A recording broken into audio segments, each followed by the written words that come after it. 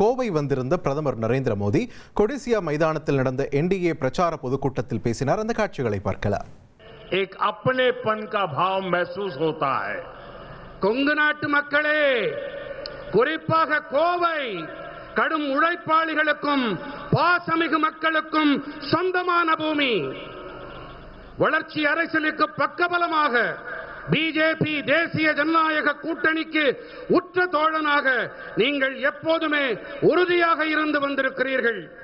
ஆகையால் தான் நான் இங்கே எப்போது வந்தாலும் நான் உங்களில் ஒருவனாக உணர்கின்றேன். आज अपनों के बीच मैं अपनी पीड़ा और अपना गुस्सा व्यक्त करना चाहता हूं.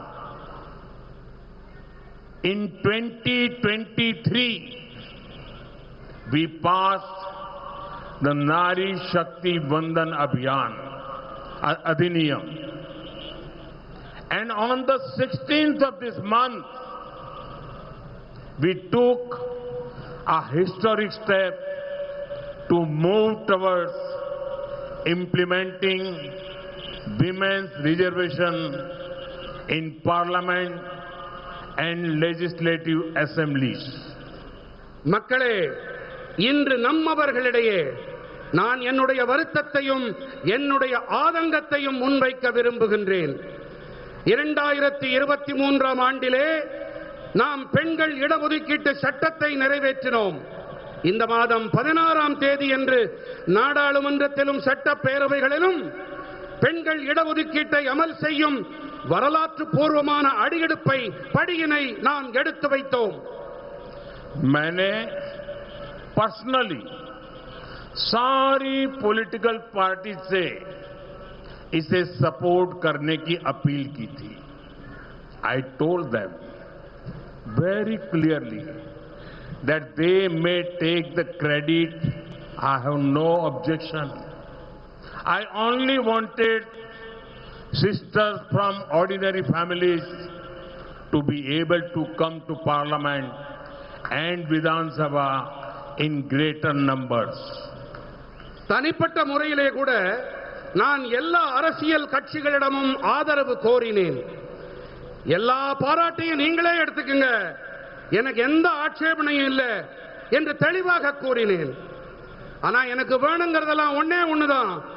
சாதாரண குடும்பங்களைச் சேர்ந்த என்னுடைய சகோதரிகள் நாடாளுமன்றத்துக்கும் சட்ட பேரவைகளுக்கும் அதிக எண்ணிக்கையிலே வர வேண்டும் என்பது மட்டுமே என்னுடைய ஆசை. But unfortunately this noble effort was derailed.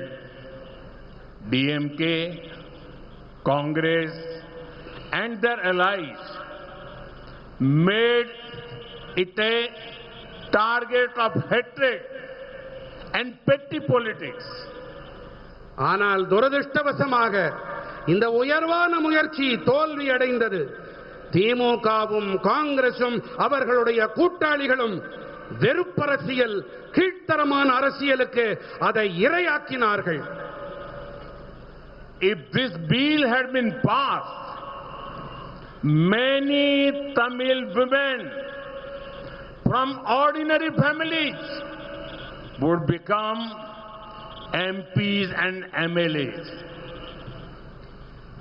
Basis the 2011 census, Tamil Nadu was going to get so many more seats, but clearly DMK did not want to this happen.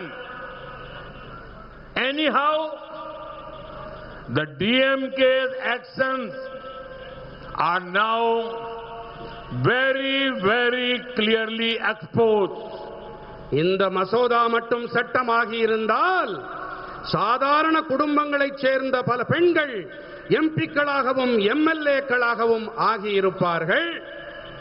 2011ஆம் ஆண்டு மக்கட்தொகை கணக்கெடுப்பின்படி தமிழ்நாட்டிற்கு அதிக இருக்கைகள் கிடைப்பதாக இருந்தது. ஆனால் தெளிவாக இதை திமுக விரும்பவில்லை. இப்போது திமுகவின் செயல்கள் தெளிவாக அம்பலமாகிவிட்டன, குட்டு வெளிப்பட்டு விட்டது. இனி செல்லும் இடமெல்லாம் செய்தி. தந்தி டிவியின் வாட்ஸ்அப் சேனலை ஃபாலோ பண்ணினா செல்ல இருக்கும் இடமெல்லாம் செய்தி. இதோ QR கோட், இப்பவே ஸ்கேன் பண்ணுங்க, ஃபாலோ பண்ணுங்க.